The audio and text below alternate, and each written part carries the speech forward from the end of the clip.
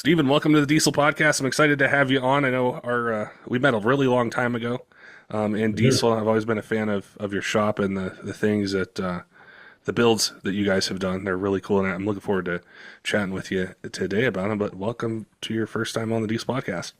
Thank you for having me. Yeah, it's going to be exciting to chat with you. To start off, I know who you are. I know where you guys are located. I know what you guys do. But for our audience, tell me a bit about yourself, your company, where you guys are located, what you guys specialize in.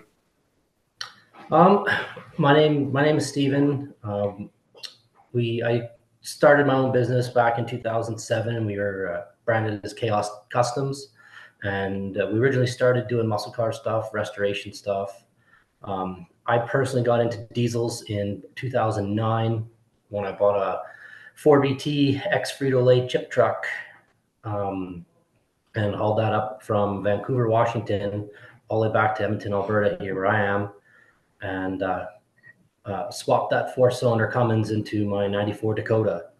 And pretty much ever since then, I've slowly progressed my business towards diesels.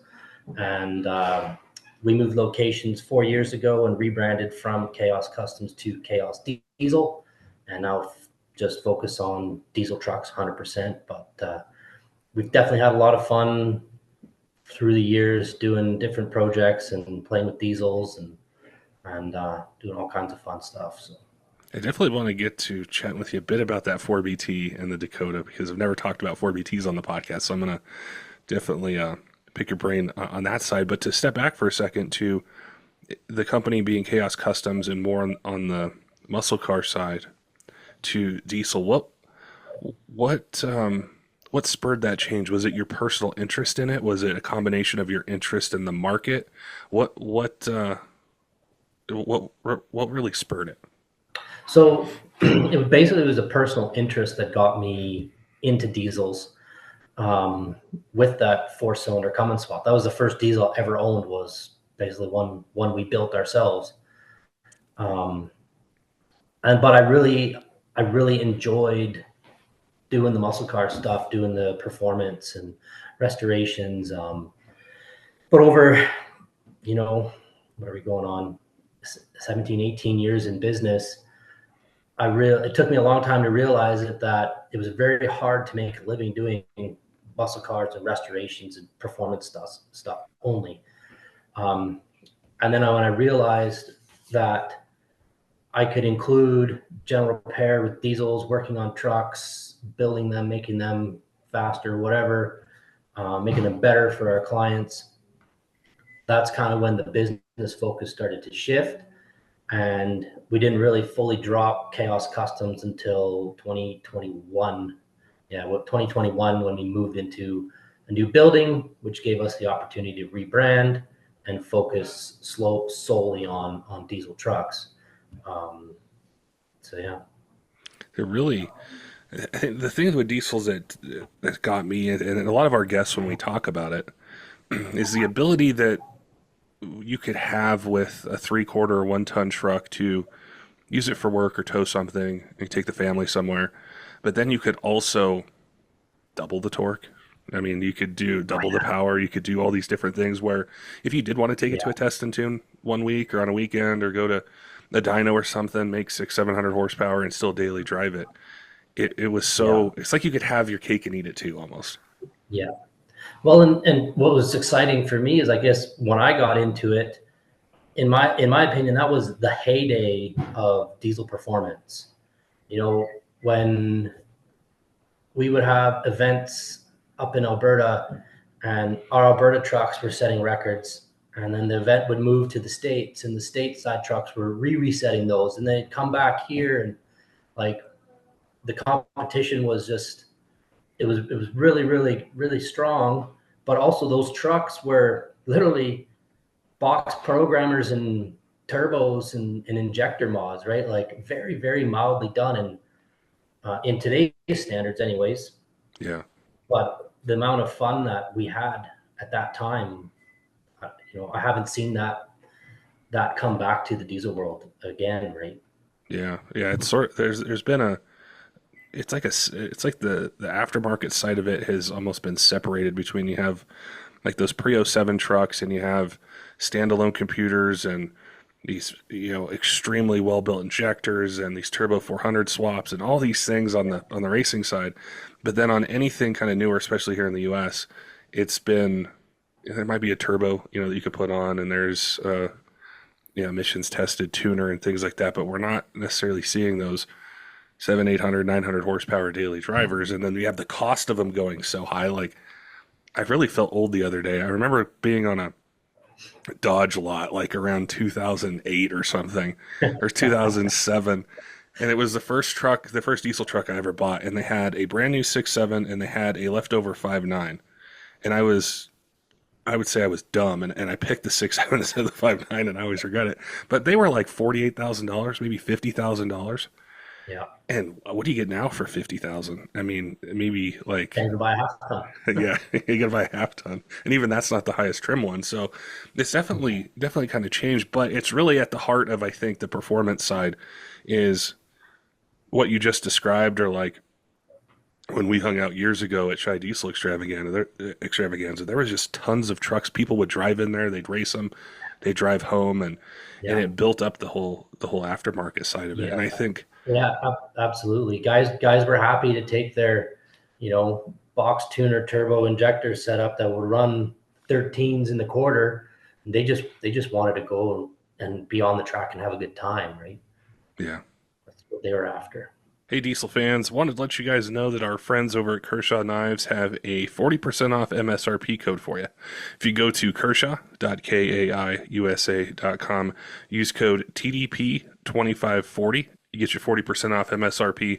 It's a great way to save some money, get some cool gear if you're in the market for a new EDC knife, something for hunting, fishing, around the job site, around the house. They've got you covered with a bunch of different choices for blade steel, opening mechanisms, handle designs, and their whole lineup is designed to meet any budget that you might have. So we really appreciate them offering that discount code just for Diesel Podcast listeners.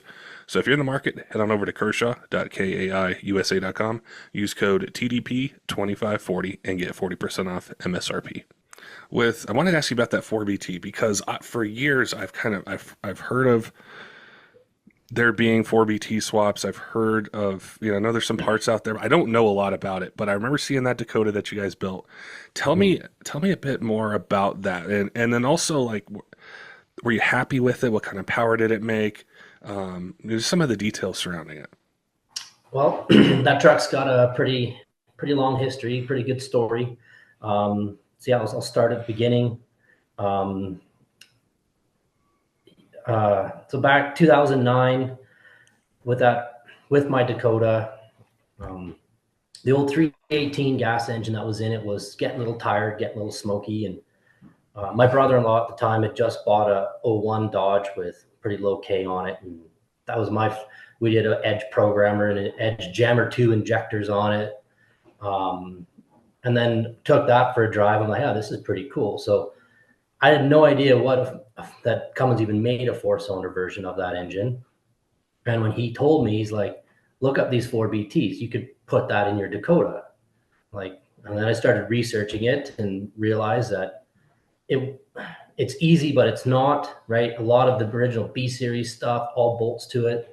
So I'd be able to adapt the transmissions to Dodge transmissions and such. So we started doing a pile of research on it, found a donor van that had a 4BT in it, like I said, down in Vancouver, Washington, bought it, went and brought it back to Canada, then started on the conversion. So the 94 Dakota was that a first year OBD2? No, I think that was pre-OBD2 still. So the ECM on it was very, very similar to the 94 and 95 Dodge trucks with the Cummins, with the 12 valves at the time. So I was able to use a 94 Cummins ECM in the 94 Dakota. It was damn near plug and play to run the 96 or 90. It was a RH transmission. So the 95 47 RH diesel transmission. My Dakota transfer case bolted right up to that transmission. We built our own engine mounts to mount the Dakota mount the engine in the Dakota chassis. use a factory adapter plate, flex plate, factory Cummins starter. The whole belt accessories on the front of the 4BT were all put on as factory Dodge. The alternators run the same as the Dakota was. So like I was not quite able to make it plug and play, but like it was pretty clean and worked well. Like cruise control worked. I worked in cruise control on it, right? Like yeah, 4-wheel drive, automatic, lockup, overdrive, everything was shifted by the diesel ECM. Like it ran just like the bigger brother did, but in a 4-cylinder Dakota chassis.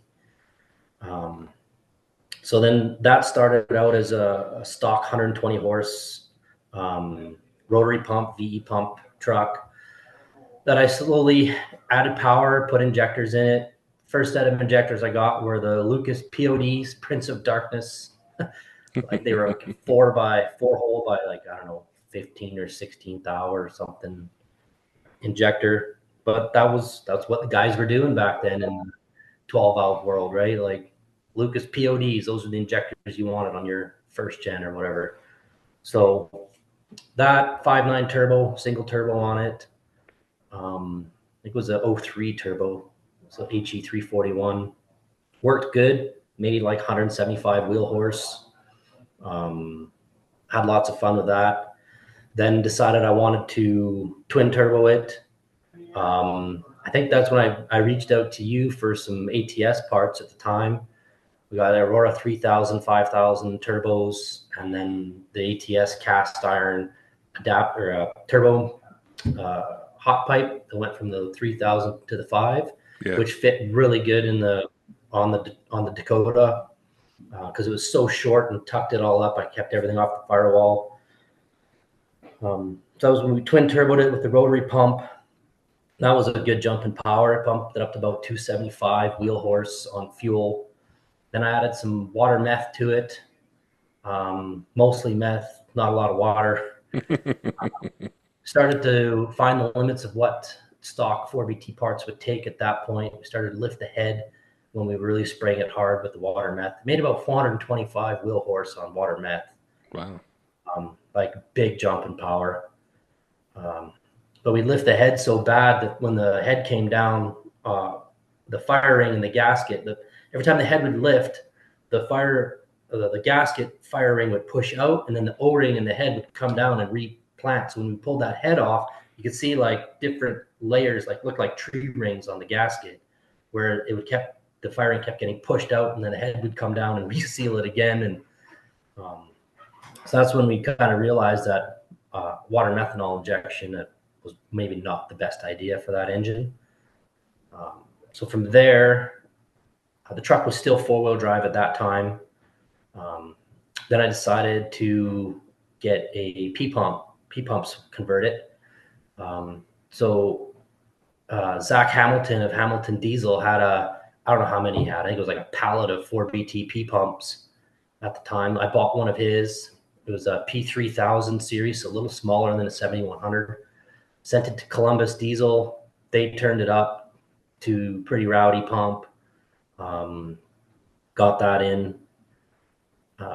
Rebuilt the engine to handle it. My buddy Richard at RPS Diesel here in Alberta beefed that engine up. It was still stock rods and crank, but we put a Colt cam in it, ported the head, upgraded the valve train, kind of all the exact same things you do to a 6-cylinder, we did to that little 4-cylinder, ARP 625 studs and like all the good stuff to it. Kept the Aurora 3000, 5000 turbos on it. Changed the turbo mounting up so it was like a side-by-side style. So the big turbo was nice up and visible up front. And then that truck started to made about 100 horse more on fuel only versus the best we ever did with the rotary pump and water meth. About 525 wheel horse. And that's when we also converted the truck to 2-wheel drive. So we bought another 94 Dakota 2-wheel drive, set a cab, short box, pulled the body off of that truck, took the frame, put it underneath mine, modified our Dana 70 rear diff, narrowed it, put 30 spline or 32 spline axles in it, Wellwood brakes on the back, and just turned it into a lowered two-wheel drive drag truck and a street truck, right? Still street drove it too. It was fully streetable, power windows, locks, stereo, all that stuff, right? Full interior. So it was a fun little truck to drive around and cruise and just have fun with. So, but as soon as we went to the P pump, was when we really started to find the limits of what that four-cylinder would handle for power. We went through a lot of parts breakage with the P pump engine. 2014, so the second year we had the P pump on it, we were went down to Vegas for Mopars at the Strip, and we stopped in at Power Driven Diesel in Utah on the way to put it on their dyno, and whatever Todd was going to do a YouTube video or something at the time. I don't remember 100%, but we ended up spinning a rod bearing on it and hurting the engine on the dyno. I think it did.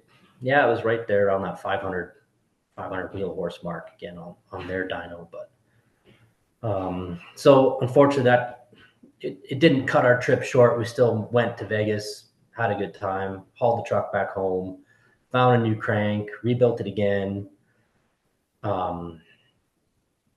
then campaigned it some more. That engine, I think, finished that season off.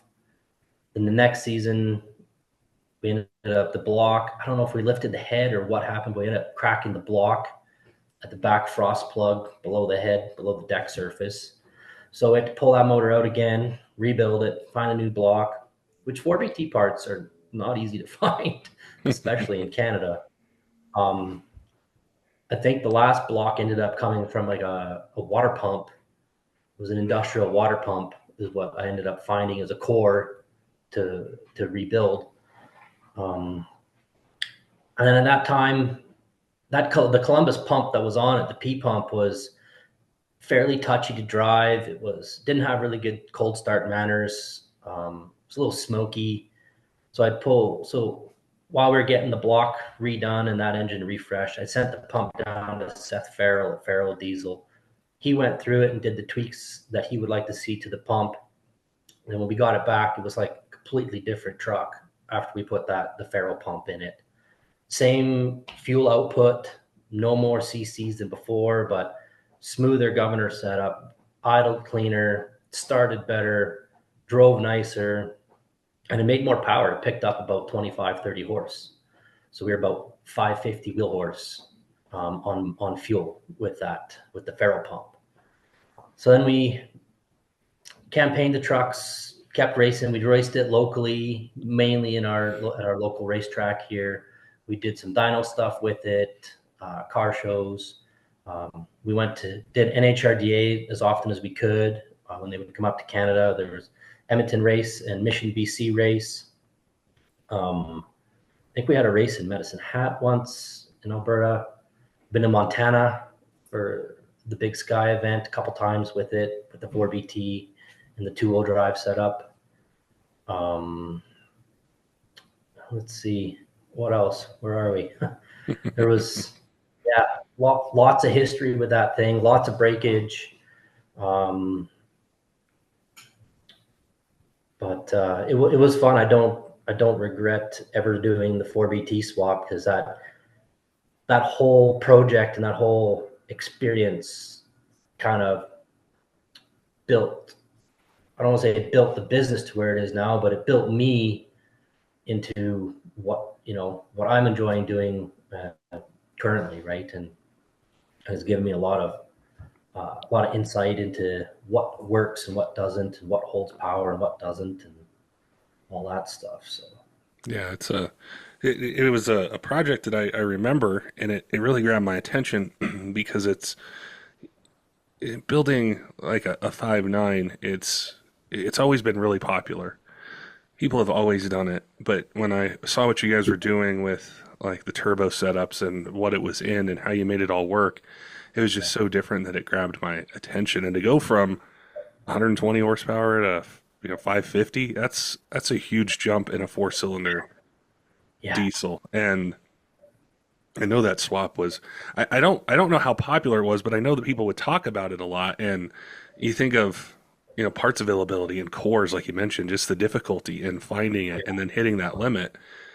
Yeah. As the vehicle sits now and looking forward, what kind of changes do you have planned for it, or a different direction you're going to go with it? Big plans, big changes for it. It's been in process for a few years now. We pulled the 4BT out of it. I've since sold that 4BT off. It's going into a forerunner on 1 tons and 40-inch mud tires, like a rock crawler mini monster truck thing. That's going to be cool to see that when it's done with the twin turbo 4BT in it. But we're building a full 750 certified tube chassis for the Dakota. The steel body's basically going on top of that chassis, and then we're going to be putting together a billet 6.4 based common rail Cummins to go in front of that truck, aiming for to run right into the high sevens, mid sevens in the quarter mile. The truck is still going to have as much of an interior as we can: stock dash, stock door panels, factory glass, power windows, power locks. I also want to basically have it set up to be able to do drag and drive events. So have a decent cooling system, some box space to put stuff, a trailer hitch for pulling a trailer, and do my goal for that truck is to do an event like Hot Rod Drag Week or Rocky Mountain Race Week or Sick Week or something, and be super competitive in a fairly quick class with a diesel. Yeah, So, that's really cool. I love how you're bridging, or keeping alive, I should say. That's probably the better phrase. That ability to drive it, tow something with it, if you need to, but then go on yeah, the track and have fun, which is really what started, I think, this whole industry of absolutely. the performance diesel daily driver that we all love and appreciate. And I think when we were chatting, I think it was maybe right around PRI, Mm-hmm. we had chatted, Yep. and you sent me some pictures of another truck that you have, and you have some great pictures of it, and it caught my attention. I wanted to ask you about that one. I think, is it a short box? Yeah. Or, yep. Yeah. It's a '03 Dodge red cab short box. It is actually the original Bully Dog truck, race truck from way back in the day, the one that was featured on Pinks in, like, I don't know what that was, 2010 or something, like long time ago. But yeah, that's the truck, 4-wheel drive truck we're currently campaigning is the ex Bully Dog truck that got imported up into Canada and went through a few owners and finally ended up with us in 2017, I think. Customer of mine bought it, and we built it into like an 850 capable pickup drag truck, and he ran it for a couple years, and then COVID came, and I bought it off of him and decided to do something with it. And yeah, we've had a lot of fun with that. We had a full season with it last year. Did a drag and drive event with it as well. Yeah, we've just been having a good time with that truck. Common question we get from you guys a lot is, hey, I need a diesel engine. I either, I can't wait this long to get one, or normal place I get stuff from it just takes too long, or they don't have the parts in it that I need. Maybe my truck's not stock, or I tow heavy with it. I don't want to go back with just a stock engine. DFC Diesel is a sponsor of the podcast. We worked with them, hand in hand on doing episodes, answering technical questions. They have a complete lineup of Cummins, Duramax, and Power Stroke remanufactured engines that are set to a standard of ISO 9001 2015 standards, which is a huge deal in the aftermarket. And there's certain levels of quality testing, validation that are required for that. So when you get one of those engines, the type of quality that's built behind it, with an industry-leading warranty that's really comprehensive. And the other thing with that is, sometimes the options that are out there, it's a basic OEM engine. You want a little bit more. You don't want to have the same failure again. So there's a bunch of different series of engines that they have, from core, street, tow haul, and also the Speed of Air series, which we've covered on the podcast before. There's a lot of really cool benefits to it. And if you have questions about that, reach out to them. If you don't know the type of engine that you're looking for, if you go to dfcdiesel.com, there's a ton of info there. You can send an email or you can reach out to them. Also, they're working with Speed of Air pistons, which it's the only piston that pays for itself. And there's a lot of really cool technology behind it. So you can add that into your build and be able to get better fuel economy, increase power, increase torque, and better engine life out of it. Some of the most common engine applications or series of engines that they have with that lead time, a lot of them are in stock or they have really short lead times. So you can check your favorite retailer or go to dfcdiesel.com, check them out, see what's in stock, see what you can get. If you have questions, maybe you want to do something that's outside of the normal series of engines, they have tons of choices for rods, cranks, pistons, valve train upgrades, tons of different things. So if you're in the market, definitely make sure and head on over and check them out. I used to watch Pinks all the time. I vaguely remember that episode. I do remember seeing it, and it's so nostalgic for me because that was like Yeah. the time I really got into motorsports, was that or like Spike TV and watching like Stacy David. And I Yeah. remember they'd have like it was these Banks trucks. I don't know how you would buy them, but I remember seeing a Duramax and it came with like all the Banks stuff. And just being young and starting to get into it, it was like, oh, this is a whole industry of stuff. This is so cool. Like I need to learn more. I need to try to get into this somehow. And Yeah. is really fun. Is that truck? What do you think might be some challenges with it, either for the build that you have planned, or maybe some goals, or what are some things that you might have to overcome on the challenge side of where you want to take it and then getting there? Which truck we talking about now? The The Dakota still, or the short no, no, box, or yeah, the the regular? short box. Okay. Um, so I'm quite happy with the current level that the truck's at.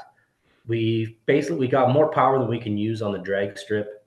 Um, Last year we went 889 and 161 in the quarter with a soft 60 foot. So for this year, we redid the rear suspension. We four linked it with a Fire Punk Extreme 4-link kit. What we're hoping to do is pick up 2/10 on the 60 foot and be able to turn the power down and run faster than that 889. We want to try to get down to that 850 mark, which is what our safety is certified to. We can't really go faster than that with our cage and safety gear. So the goal is to maximize the chassis. The goal for this year is to maximize the chassis to get it down to as close as we can to an 850 flat, which when you look at 8th mile stuff puts us in the 570 mark. We've been 570s already with it in the 8th. But again, the chassis was a handful last year. We had a mono-leaf setup in the rear with a long traction bar and 4-wheel drive, and if you left too hard, it bounced and it would break transmission parts, and it was difficult, very difficult to manage. So we're hoping with the 4-link this year, we can tame the chassis down. We can leave harder, leave cleaner, use more of the power we have earlier in the track, and cut some time out of our ETs without having to work the engine any harder. Truck's still heavy. It's 5,700 pounds with a driver. Makes 1,600 wheel horse on fuel, and we're using about 1,450-ish currently on the drag strip. So With the transmission setup, are you still running like a 48 RE or yeah, how's it? still running a 48 RE in it. It generally it works really good when the chassis is happy. But like any transmission, you shock load it, you do something foolish through the drive line, and you're gonna break apart. Right? Yeah. Nature of the beast. We had a pretty bad. It wasn't transmission related, but we had a pretty bad driveline failure last year. We were doing a full quarter pull, and right about 1,000-foot mark, we think one of the pinions in the ARB air locker in the center section of the ARB air locker in the front diff let go, and it jammed the front gear setup, blew the carnage was unreal. Blew parts out of the front diff cover, broke the front drive shaft in 3 pieces, broke the transfer case, front case half, put a hole in the bell housing in the trans when the front drive shaft came out, Wow. broke both front axle U joints, and excuse me, and twisted the splines of the axle stubs in the wheel bearings. Like we had to pound the front axle stubs out of the wheel bearings to get the bearing, like get it apart. It was Wow. crazy. I've never seen so much carnage so quick. And that was like 140 mile an hour, 145 mile an hour through at 1,000 foot mark. It decides to let go. So that was a bit of a pucker moment. And, we had full driveline containment, big scatter shield on the diff, on the pinion, on the front diff, loop at the transfer case at the cardan joint, and the shaft still found a way to come out of there. So just shows you how much stored energy is in those parts when you're going down the track under power. So Yeah. Well, and there's so at these kind of power levels and the speeds and how much power potential is being realized, that the safety part is something that it goes hand in hand with yeah, it. And I've had some other guests on that have had things happen at the track, and they talk about the safety being just so important and to their yeah, team, what they put together, everything yeah, like that. What you just described is, yeah, that would be pretty scary, and how quick yeah, it happens, and it's unexpected, you know? yeah, yeah. It was a immediate bang. But yeah, safety. Like we're all for it. Like we run a full Stroud ballistic diaper underneath the engine. We got Suncoast trans blanket, ballistic trans blanket on top of the trans. Full drive line containment as much as we can. Obviously, like you can't protect for everything, but um, we try our best to make sure that all our we have the uh, best chance at a good outcome in a worst case scenario, right? So Yeah, no, for sure. Yeah, I'm thinking of something I always get really curious about, and I love to chat with shop owners when they're on, is, yeah, sometimes from the outside looking in, we think that the diesel industry and diesel markets are all the same. But I've learned that they're very different. Like what may be popular in an area in, say, Florida might be different than Ohio, which is different than Southern California, which is going to be different than Canada. And so I just like to have insights into different regions, different markets, what people are doing, what they're looking to do. What would you say in your area of Edmonton, maybe even a little farther out? What is really popular right now for people to do to their trucks? Is it the newer trucks? Is it the older trucks? What's kind of hot for upgrades and modifications around you?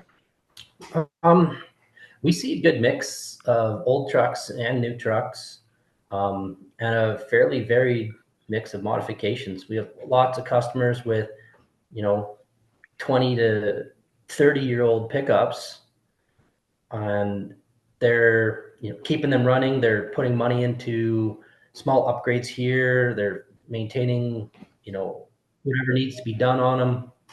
Um, but I guess as far as major mods go, obviously we do a lot of tuning, um, a lot of emissions related tuning. Uh, we do not too much on, I guess every brand mat is different. Like we do lots of CP3 conversions on the LMLs. We've done a bunch of DCR stuff on 6.7 Power Stroke. So um, Cummins, we do a lot of turbos.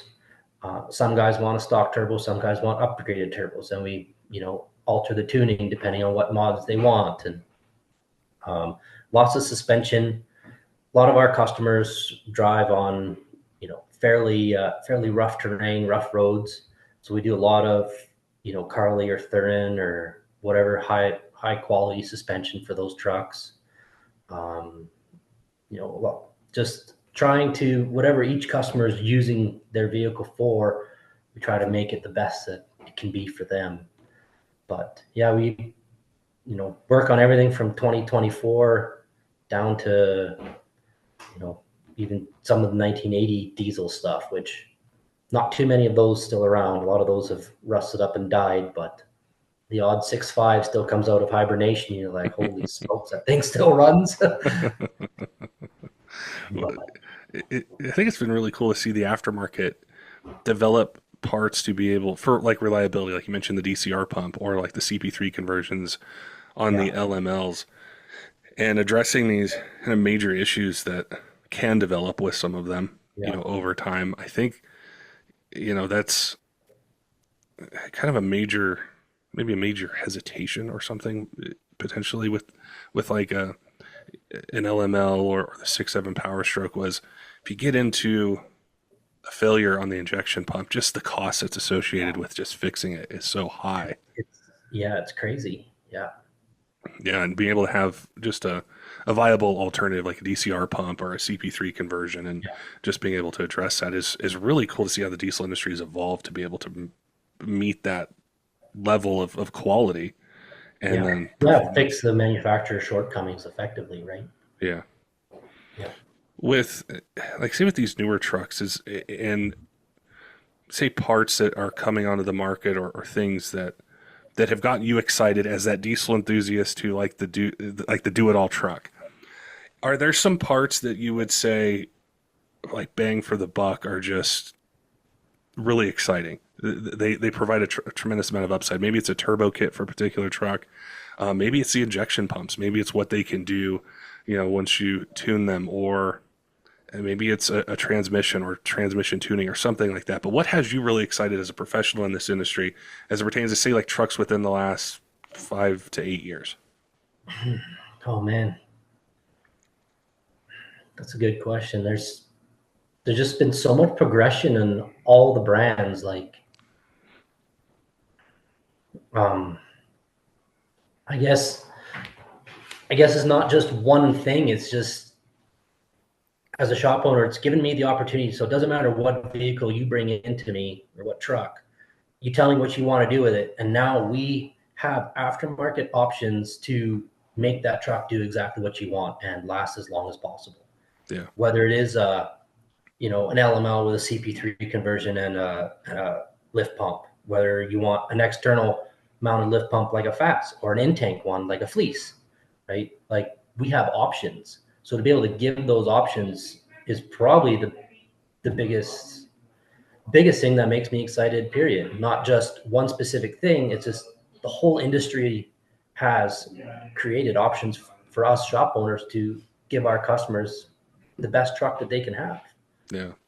It's such a it's such a change from the early days of what was available, and I felt like there was a lull for a little bit. I don't know how many years it was, but especially pertaining to the newer trucks, there really wasn't a whole lot. And then it seems like all of a sudden you have these injection pumps and turbo kits and added turbo kits and just all these different components that are there to where if you just want reliability, you can have it. If you do want to make some power, that's Yeah. available as well. So it's been cool to see that growth of the industry itself.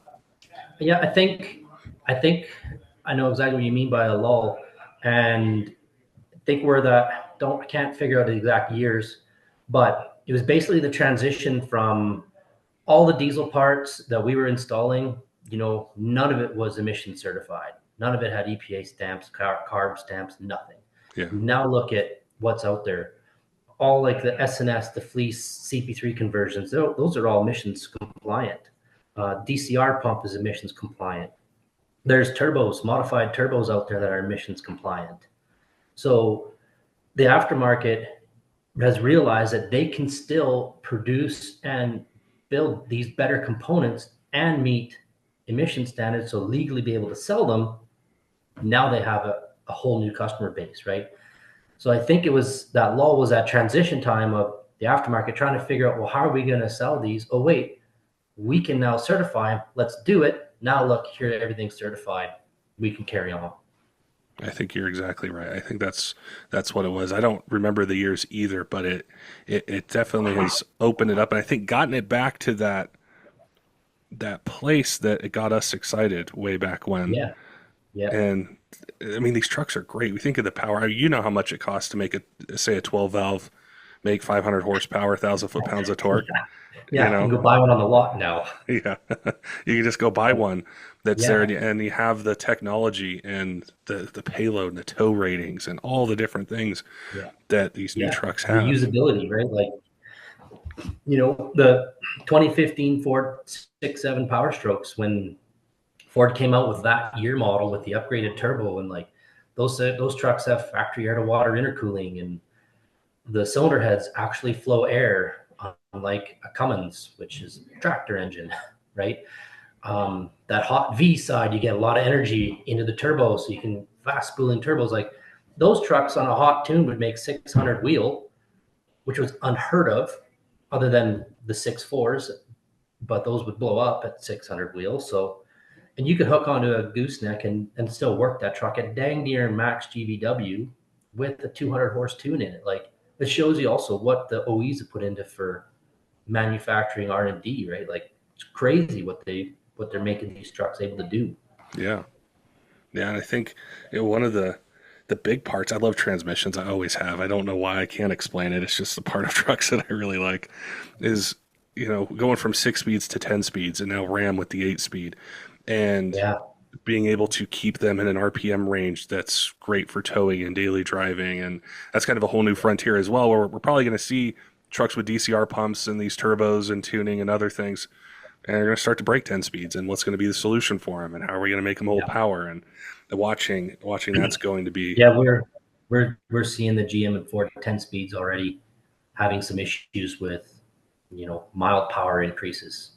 So, yep. And yeah, the aftermarket's jumping in full feet on trying to figure out what the best route there is. So it'll be yeah. interesting to see what they come up with for sure.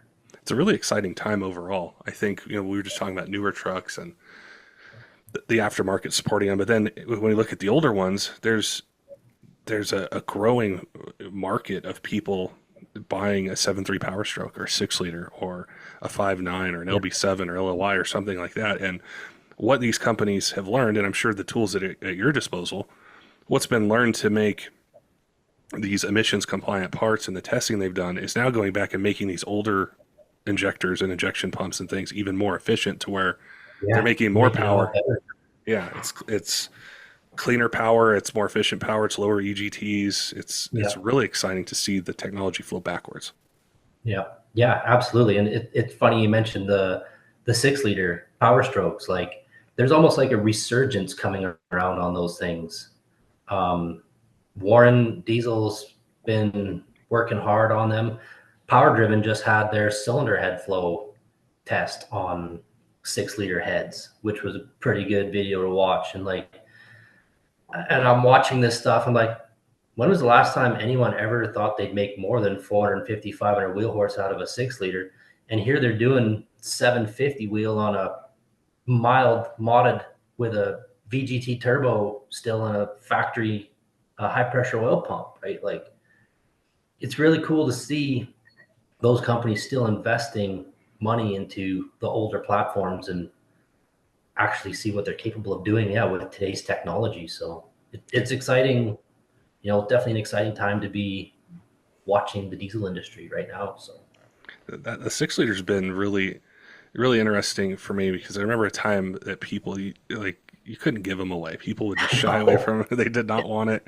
It was just like buy anything but a 6 liter. And yeah, now it's so vastly different. And I just had yeah, Austin Denny on the podcast yesterday, and he's talking about trying to hit you go over 2,000 horsepower with one. And I yeah, know what Casey Turbos has done with their 6 liter and other guys, and it's yeah, just it's like when did this all change? It's like it's cool to see it. absolutely, yeah, And I think yeah, 100%. that's something I'm keeping my eye on too. Are some of these older trucks, and I love the choice. That you'd have if you wanted to get maybe a truck to have fun with. Maybe you have your daily driver L5P or 6.7 Power Stroke, 6.7 Cummins. You're just gonna leave it stock tow with it, but you want something you can have fun with.